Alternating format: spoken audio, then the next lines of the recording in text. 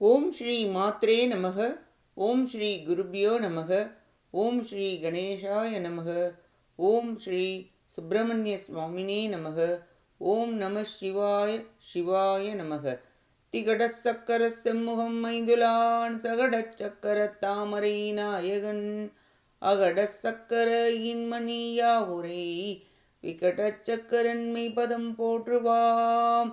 அருவமும் உருவும் ஆகி அனாதியாய் பலவாய் ஒன்றாய் பிரம்மமாய் நின்ற ஜோதி பிழம்பு அதுவோர் மேனியாக கருணை கூர் முகங்கள் ஆறும் கரங்கள் 12 கொண்டே ஒரு திரு முருகன் வந்தாங்கு உதித்தனன் உலகம் உய்ய. அனைவருக்கும் என் அன்பான வணக்கம். கச்சியப்பர் அருளிய கந்தபுராணத்தில் இன்று அனந்தன் சாப நீங்கு படலம். இப்படலம் திருமால் சாபமாகப் பெற்ற பாம்பு வடிவம் நீங்கி முந்தைய வடிவம் பெறல், திருமால் விநாயகருக்கு வழிபாடு செய்தல், திருமால் பிரம்மா முதலானவர்கள் கையிலை மலை சென்று விநாயகரை வணங்கி வேண்டியவை, சிவபெருமான் தாமத குணம் ஏற்றதன் காரணத்தை ததீசி முனிவர் விளக்கமாக கூறல், தக்ஷன் சிவபெருமானின் தலைமையை ஏற்காது அவியை அளிக்க மறுத்தல், ததீசி முனிவரின் சாப மொழிகள் ஆகியவற்றை கூறுகிறது. விநாயகப் பெருமான் கயமுகாசுரனை வென்றபின் ஆலவனத்திற்கு எழுந்தருளிய பொழுது ஆலமர பொந்திலிருந்து தவம் செய்து கொண்டிருந்த திருமால் விநாயகர் வருவதை அறிந்து எதிர்கொண்டு சென்று துதித்தார். அந்த நொடியில் சாபம் நீங்கியது. சக்கரம், சங்கு, தண்டாயுதம், வில், வாள் என்னும் 5 படைக்கலன்களை ஏந்திய முந்தைய பெருவடிவத்தை திருமால் பெற்றார்.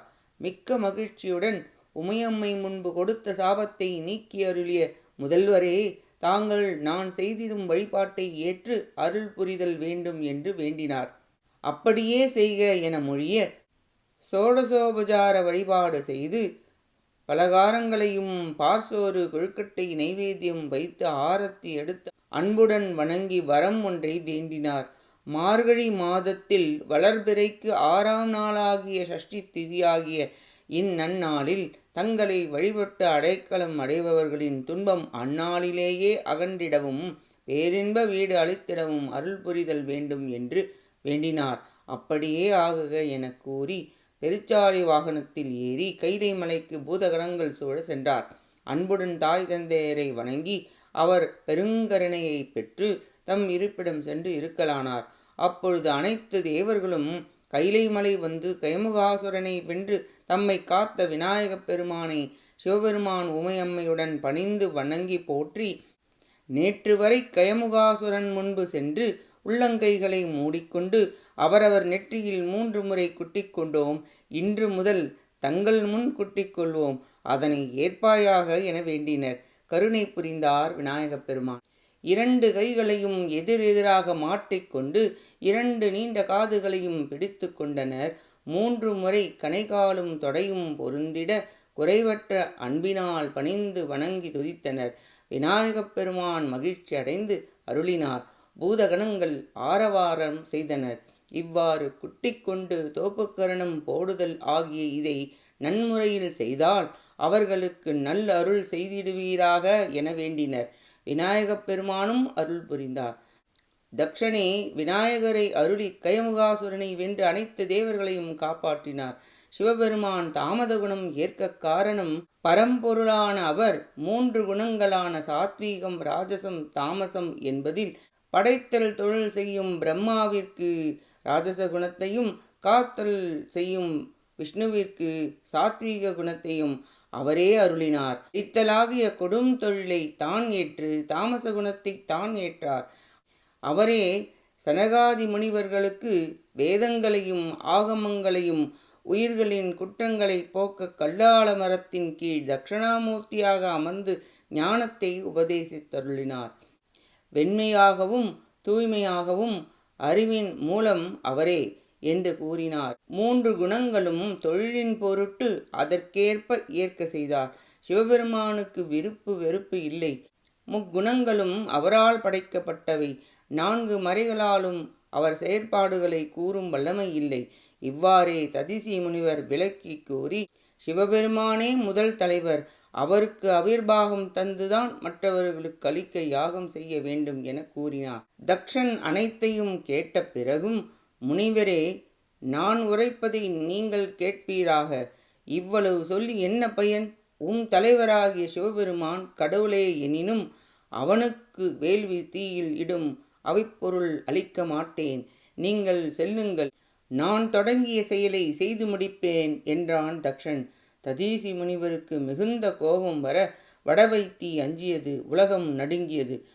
அப்படி சினம் கொண்டு, இவன் ஒருவன் செயலால் அனைத்தும் நிலை குலைந்து விடுமே என எண்ணி தக்ஷனின் முகம் நோக்கி ஒன்றை சொல்லலானார். சிவபெருமானை விலக்கி செய்யும் இந்த யாகம் அழிவதாக, உன்னுடன் இருப்பவர்களும் அழிவர் என சாபம் கொடுத்து, சிவபெருமானையும் அவர் அடியவர்களையும் இகழ்ந்த நீங்கள் வீடு பேறு பெற முடியாது, உலகப்பட்டில் அகப்பட்டு திளைத்து மறைகளை இயம்பாத அவைதீக மார்க்கத்தில் புகுவீர்களாக என்று சாபம் விட்டார். ததீசி முனிவர் தக்ஷனுக்கும் அவன் உடன் இருந்தவர்களுக்கும் சாபமொழிகள் மொழிந்து தம் முனிவர் கூட்டத்துடன் ஆசிரமத்திற்கு சென்றார்.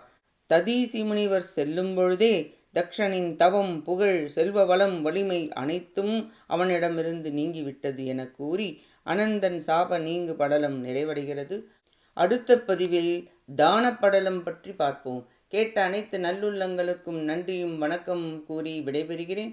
மூவிரு முகங்கள் போற்றி, முகம்பொழி கருணை போற்றி, ஏவரும் துதிக்க நின்ற ஈராறு தோள்கள் போற்றி, காஞ்சி மாவடி வைகும் செவ்வேள் மலரடி போற்றி, அண்ணான் சேவலும் மயிலும் போற்றி, திருக்கைவேல் போற்றி போற்றி. ஆறிரு தடந்தோள் வாழ்க, ஆறு முகம் வாழ்க, வெற்பை கூரிசை தனிவேல் வாழ்க, குக்குடம் வாழ்க, செவ்வேள் ஏரிய மஞ்சை வாழ்க, யானைத்தன் அணங்கு வாழ்க, மாறிலா வள்ளி வாழ்க, வாழ்க சீரடியார் எல்லாம். வான்முகில் வழாது பெய்க, மலிவலம் சுரக்க, மன்னன் கோன்முறை அரசு செய்க, குறைவிலாது உயிர்கள் வாழ்க, நான்மறை அறங்கள் ஓங்க, நற்றவம் வேள்வி மல்க, மேன்மை கொள் செய்வ நீதி விளங்குக உலகம் எல்லாம். வெற்றிவேல் முருகனுக்கு அரோகரா. காஞ்சி குமரகோட்ட முருகனுக்கு அரோகரா. நன்றி, வணக்கம். வேலும் மயிலும் துணை. ஓம் சரவண பவ. முருகாச்சரணம். திருச்சிற்றம்பலம்.